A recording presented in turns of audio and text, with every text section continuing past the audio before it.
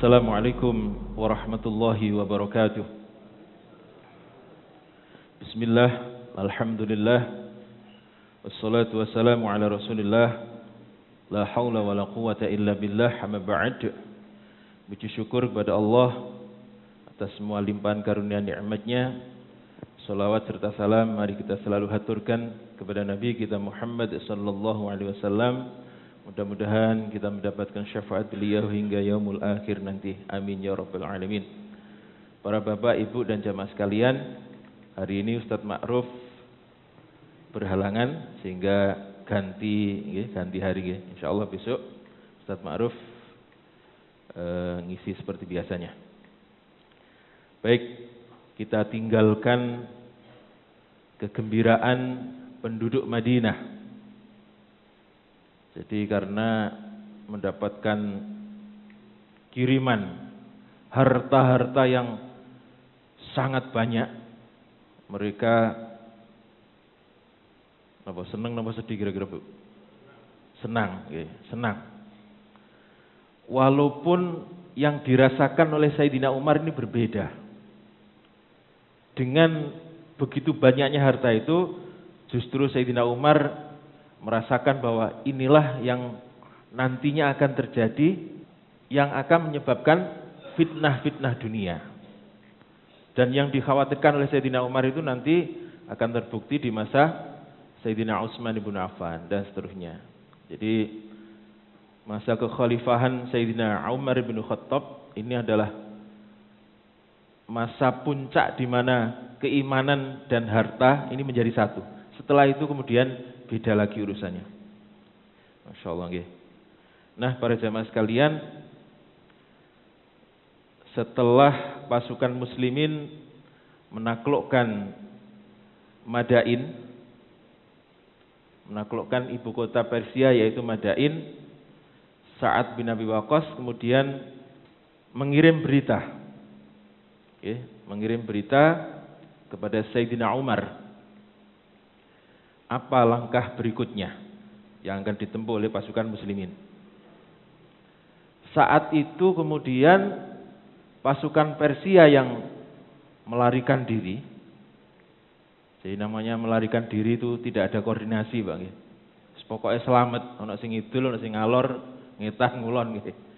Nah, kemudian terdengar oleh Sa'ad bin Abi Waqqas bahwa pasukan Persia ini saat itu sedang membuat pangkalan militer, sedang menyusun kekuatan di daerah yang nantinya dikenal dengan Jalula. Daerah apa, Bu? Jalula. Daerah pundi niku? Pokoknya Jalula riyen nggih. Daerah yang namanya Jalula. Yang jaraknya sekitar 150 kilo dari ibu kota Persia yaitu Madain. Arah putih mrikon timur laut, leres nggih. Timur laut. Sedangkan Yazdadrid atau raja dari Persia ini melarikan diri ke kota yang namanya Hulwan kemarin. Mana kota Hulwan itu? Kira-kira jaraknya 220 km dari Madain. Arahnya sama. Berarti Jalula tadi dibanding dengan Hulwan, ini lebih jauh Hulwan. Lebih jauh Hulwan. Dan satu lagi, pangkalan militer yang untuk menyusun kekuatan Persia, yaitu daerah Antakya. Pernah dengar kata-kata Antakya ini, Pak? Di mana? Barusan apa? Di surat Yasin itu ada, Bang. Ada terjemahan di surat Yasin itu ada kota yang namanya Antakya, yaitu di mana dulu Nabi Isa alaihissalam pernah berdakwah ke sana. Yaitu kota Antakya namanya. Jaraknya sekitar 220 km arah utara. Jadi ada dua kekuatan atau tiga. Yang satu di Jalula, kemudian di Hulwan, dan yang terakhir di Antokia atau Antok gitu. Insyaallah nggih. Nah, mendengar berita ini Sa'ad bin Abi Waqqas kemudian mengirim surat kepada Sayyidina Umar bin Khattab. Seperti biasanya Sayyidina Umar bin Khattab langsung membalas surat dengan rincian yang sangat detail. Siapa nanti yang akan menjadi pemimpinnya? Pasukan yang berada di sebelah kanan dan kiri siapa pemimpinnya? Belakangnya juga siapa? Masya Allah. Maka kemudian surat ini menginstruksikan kepada Sa'ad bin Abi Waqqas, kata Sayyidina Umar, kirimkan Hashim bin Utbah bin Abi Waqqas ke Jalula, kota yang kira-kira jaraknya 150 km dari kota Madain. Lalu bersama dengan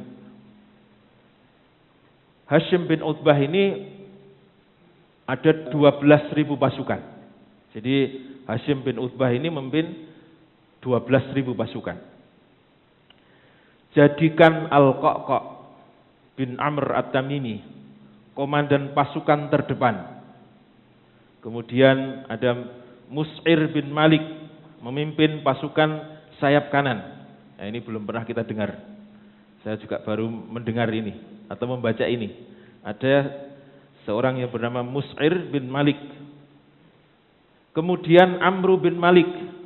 Ini berarti saudara kira-kira, Pak. Jadikan Amru bin Malik di sayap sebelah kiri. Lalu Amru bin Murrah sebagai pemimpin pasukan bagian belakang. Masya Allah, detail sekali. Maka berangkatlah pasukan muslimin yang berjumlah 12.000 orang ini dengan pembawa panji atau pembawa bendera Hashim bin Utbah bin Abi Waqqas. Berarti ada hubungan apa kali Sa'ad bin Abi Waqqas, Pak? Kenapa? Kalau Sa'ad itu namanya Sa'ad bin Abi Waqqas. Kalau ini Hashim bin Utbah bin Abi Waqqas. Napa nih kira-kira? Keponakan, nggih. Keponakan. Bin sinten Abi Waqqas itu bapaknya Sa'ad. Nah, kemudian Sa'ad mempunyai saudara namanya Utbah bin Abi Waqqas. Nah, Hashim ini putranya Utbah. Jadi Hashim bin Utbah ini adalah keponakan dari Sa'ad bin Abi Waqqas. Masya Allah. Nah, setelah 4 hari berjalan, jadi 150 km itu, kalau ditempuh dengan perjalanan pada waktu itu, pakai kuda, pakai unta, maka kira-kira 4 hari. 4 hari berjalan, mereka sampai di daerah yang namanya, yang kemudian dikenal dengan Jalula.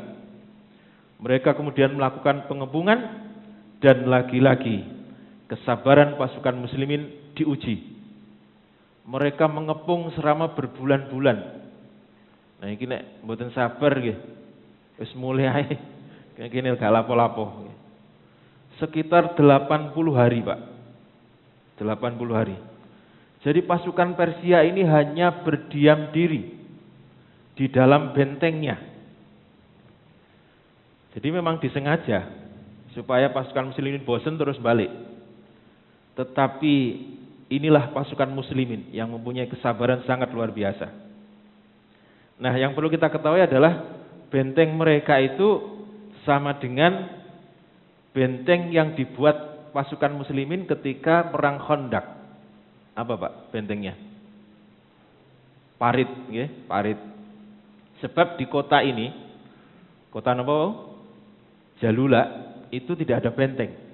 Sehingga mereka kemudian membuat benteng dari parit. Siapa dulu yang mengusulkan menggali parit itu, Pak, di zaman Nabi? Masih ingat? Sinten? Sahabat Salman Al-Farisi. Nah, Salman ini juga dari negara Persia ini, sehingga tahu Bagaimana strategi ketika tidak mempunyai benteng, yaitu menggali parit. Kalau di zaman Nabi itu paritnya dalamnya 3 meter, kemudian lebarnya 5 meter, kemudian jaraknya itu panjangnya 12 kilometer. Jadi mungkin Siwalan sampai putih, sampai Sidoarjo, sampai kota Sidoarjo. Sehingga kalau ada kuda itu tidak bisa meloncat, karena jaraknya 5 meter. Kalau meloncat kemudian jatuh ke bawah, tidak bisa naik. Nah, itu kira-kira yang dipakai benteng, karena tidak punya benteng. Nah, bedanya adalah mereka menambahkan duri-duri di depan parit itu. Jadi pasukan Persia ini menambahkan duri-duri di depan parit, sehingga kuda-kuda pun tidak bisa mendekati parit, kecuali melewati pintu yang mereka jaga sangat ketat. Nah, para jamaah sekalian, setelah 80 hari pengepungan, tidak ada lagi pilihan bagi pasukan Persia, karena 80 hari ini persediaan makanan, logistik sudah menipis, sementara mereka dikepung, tidak bisa belanja kemana-mana, sehingga tidak ada pilihan lain kecuali mereka kemudian harus menghadapi pasukan muslimin. Dan mereka bersumpah di depan sesembahannya. Apa Pak sesembahannya Persia itu? Kenapa Pak? Kenapa Bu? Api. Api. Yang dikenal dengan agama apa? Majusi. Mereka bersumpah dan bertekad di depan sesembahannya bahwa mereka tidak akan pernah lari sebelum memusnahkan orang-orang Arab itu, yaitu pasukan muslimin. Maka keduanya kemudian bertemu dalam pertempuran yang sangat dahsyat. Awalnya menggunakan panah, ribuan anak panah melesat dari kedua belah pihak, sehingga cahaya matahari menjadi redup karena ribuan anak panah itu. Sampai habis. Anak panah mereka sampai habis. Setelah habis mereka kemudian lebih mendekat dengan melempar tombak. Maka tombak pun berseliweran di atas kepala-kepala mereka. Tombak pun habis. Apa kira-kira selanjutnya? Pedang. Nah, baru ini pertempuran yang saling berdekatan. Pedang. Masya Allah. Nah, para jamaah sekalian, ketika pedang-pedang mereka sudah mulai beradu, maka sampai waktu duhur itu Pak, pasukan muslimin hanya bisa melaksanakan sholat dengan isyarat.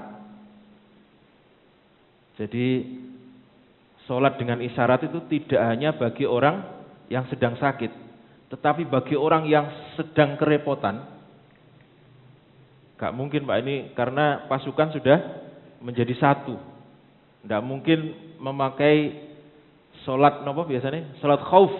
Tidak mungkin. Kalau sholat khauf itu musuhnya masih ada jarak. Nah, ini sudah jadi satu Pak. Maka yang mereka lakukan adalah sholat dengan menggunakan isyarat sambil perang. Masya Allah. Tidak bisa dibayangkan Pak. Belum bisa membayangkan. Jadi mereka sholat dengan menggunakan isyarat saja sampai hari menjelang gelap.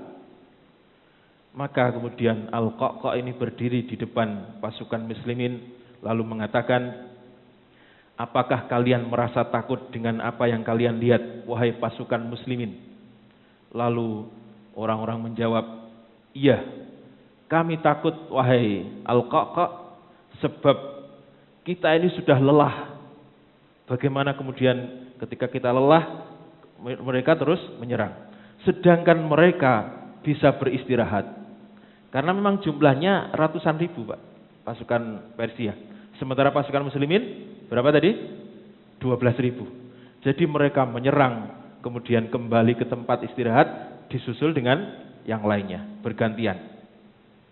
Jadi kata mereka, sedangkan mereka bisa beristirahat, kami tidak bisa.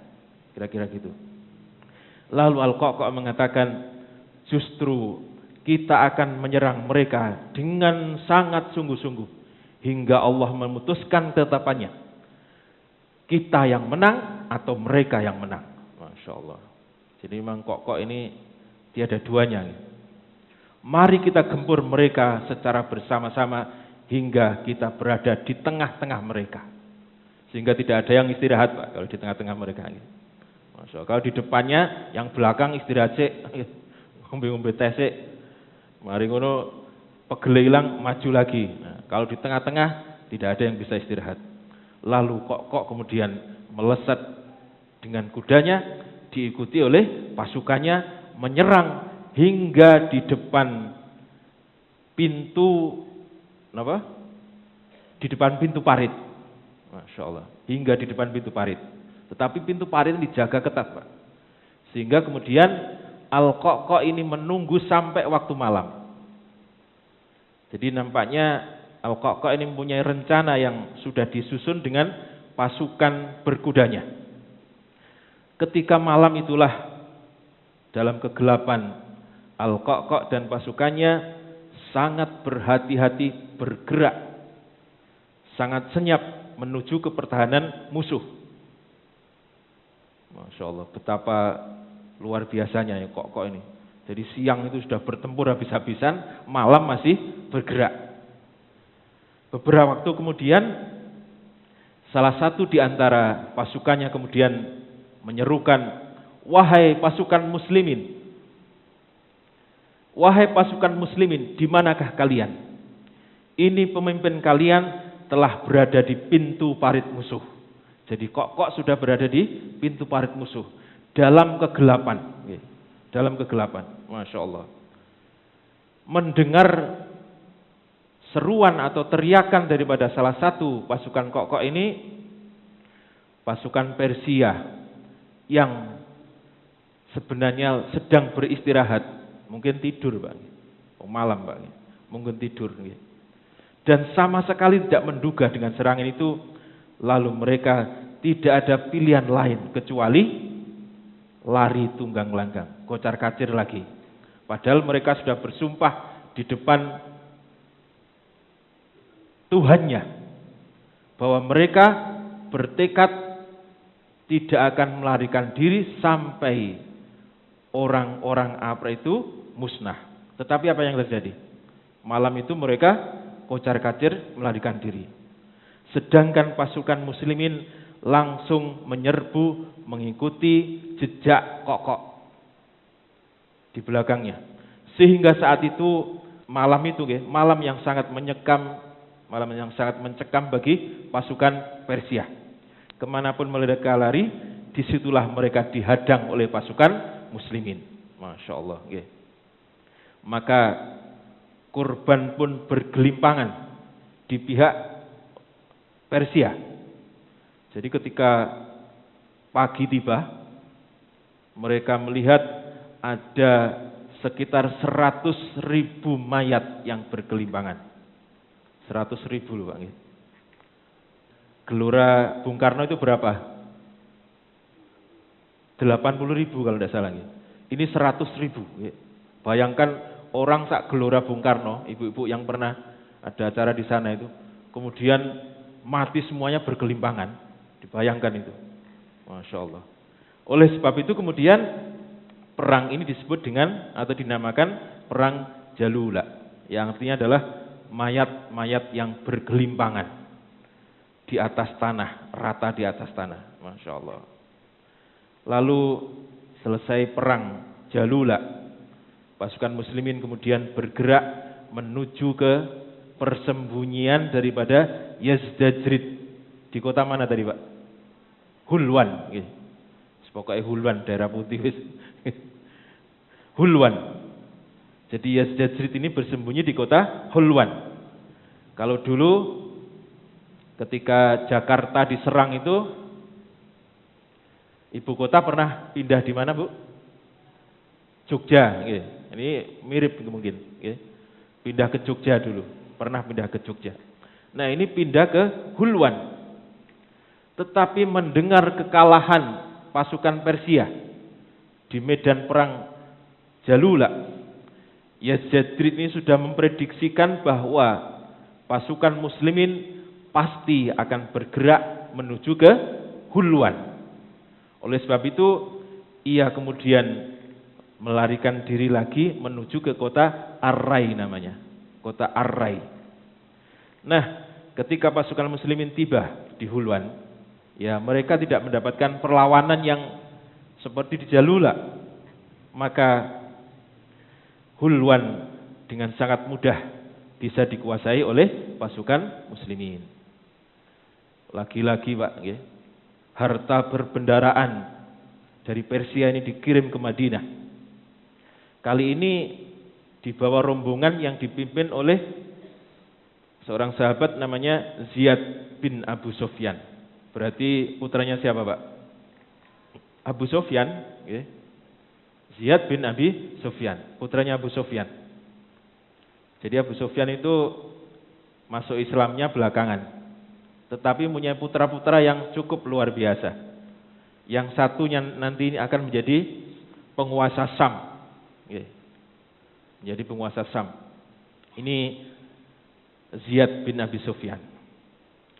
Sesampainya di hadapan Sayyidina Umar, Ziyad ini menceritakan, melaporkan dengan sangat menarik bagaimana proses pembebasan Jalula dan Hulwan. Oleh sebab itu kemudian Sayyidina Umar mengatakan, wahai Ziyad, aku harap engkau bisa menyampaikan kepada penduduk Madinah sebagaimana engkau telah menyampaikan kepadaku. Seperti itulah nanti kamu sampaikan kepada penduduk Madinah, sehingga mereka juga punya kebanggaan seperti apa yang saya rasakan. Kemudian dijawab oleh Ziyad, wahai Amirul Mukminin, di muka bumi ini tidak ada orang yang lebih aku segani darimu. Oleh sebab itu, pasti permintaanmu akan aku lakukan. Lalu Ziyad bin Abi Sufyan mendatangi orang-orang yang berkumpul di masjid, yang di situ harta-harta itu dikumpulkan. Ya. Kalau kemarin harta dari kota Madain, sekarang dari Jalula. Lalu kemudian ia bercerita bagaimana peranan-peranan para pahlawan-pahlawan muslimin dalam peristiwa penaklukan Jalula dan Hulwan, dan berapa banyak korban di pihak Persia. Masya Allah. Nah, Ziyad ini bercerita sekali lagi, bercerita dengan bahasa yang begitu kuat dan sangat menarik. Jadi ada orang itu kalau ngomong itu orang itu hanya bisa ndelomong, ngowoh, karena terkesan dengan intonasi bahasanya. Inilah yang terjadi pada Ziyad bin Abi Sufyan. Masya Allah.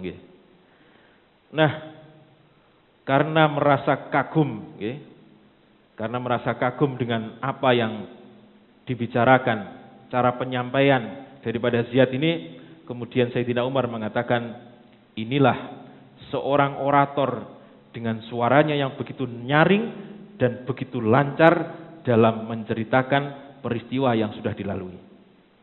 Tersentuh oleh pujian itu, Pak. Lalu Ziyad ini mengatakan, pasukan kitalah yang membuat lidah ini lancar. Pasukan kitalah yang membuat lidah ini lancar. Masya Allah. Jadi sekali lagi perbendaraan daripada Persia kemudian diangkut ke Madinah. Dan ketika harta-harta itu menumpuk di sebelah masjid itu, malamnya sudah selesai Pak, sudah habis. Harus habis, kata Sayyidina Umar. Dibagi-bagi. Masya Allah. Lalu apakah Raja Yazdrid ini sudah bisa ditangkap, Bu? Sudah tertangkap atau belum tadi? Belum. Oleh sebab itu, mari kita tangkap besok bersama-sama. Di pertemuan yang akan datang. Demikian, kurang lebihnya mohon maaf, mudah-mudahan manfaat. Wassalamualaikum warahmatullahi wabarakatuh.